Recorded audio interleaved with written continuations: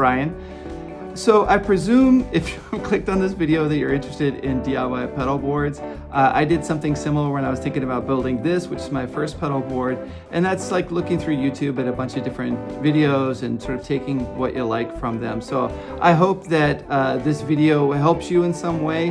And below you'll find in the comment section a collection of videos that I also looked at as well. So without any further ado, let's jump into it. So the place where I thought we'd start with, I think any project that you're working on, is start with a drawing. So make notes, draw things out, whatever. The notes that I'm showing you today are just the ones that have lasted through time. I've made a bunch of these things.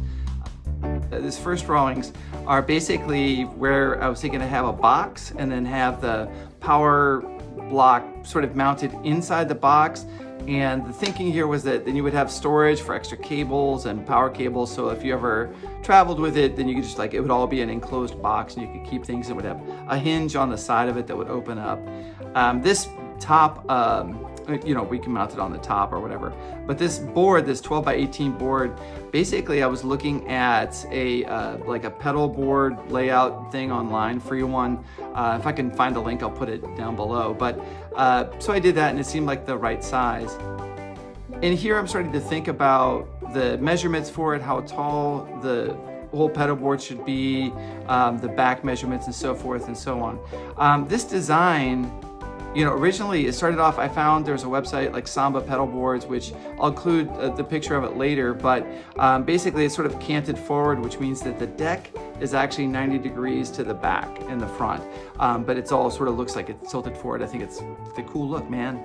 So anyway, so this is me figuring that stuff out. You'll see that I was thinking about having the deck actually recessed in there. That's not a good idea on multiple reasons. You want it to be flush on top, and then this effects in and out box and then the toggle power end up happening. So you just keep running through these ideas. You never know what's going to stick. And then I also figured out how to do dovetails as well. And I just got a jig from Harbor Freight and did it like that. But so yeah, so these are the measurements for it. I finally ended up those. Whether or not I wanted to have rounded corners on there, I sanded them down. I don't think I routed them.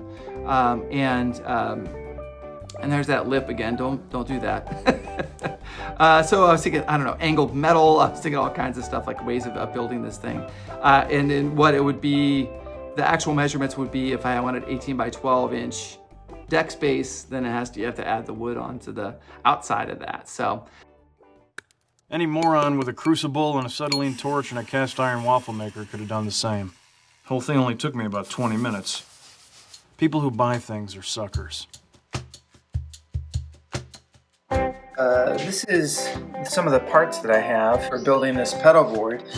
This was just just a birch piece of plywood that was half-inch, it's 2 foot by 2 foot piece of birch. And then I got this poplar board, which is a 2 by 6, but I was able to get the side pieces out of one smaller piece and then the front and side pieces out of a longer piece like this. But I really like all the grain on here, and I'm going to work towards getting that to show up in the final piece. But so these are the component pieces that I cut out. I had learned how to do a dovetail jig.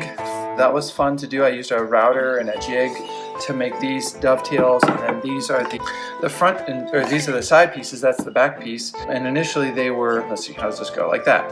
Initially they were like that. The one of the mistakes that I made was that I didn't actually account for the width of the blade in between there. So now my measurements are off by a little bit, but it's okay. The way it'll work is then the top of the deck will be, so I've seen a lot of pedal boards where they have the boards will sit like this, and these are vertical, and then the 90-degree corners are down here. But I did see that, I believe Samba is the name of the boards that are out there, where they put the 90-degree at the top, and I kind of like that. It gives a little bit of angle at the front. That's pretty cool. And the things that go at the top here are all 90 degrees, which that's kind of nice. One of the things that I did do, which was a big adventure for me, was creating these holes.